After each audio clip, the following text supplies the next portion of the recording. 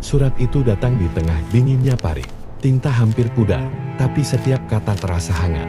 Anakku, tulis ibunya. Aku berdoa setiap malam agar Tuhan menjagamu. Ia membaca pelan, dan untuk pertama kalinya sejak perang dimulai ia tersenyum. Malam itu, ia menatap langit kelabu. Tak ada bintang, hanya kabut. Namun di hatinya, doa ibunya bersinar, lebih terang dari peluru apapun.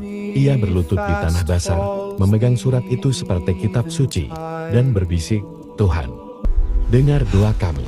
Keesokan paginya, sesuatu berubah. Langit hening, burung-burung mulai bernyanyi.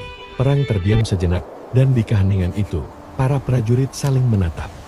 Bukan sebagai musuh, tapi sebagai manusia.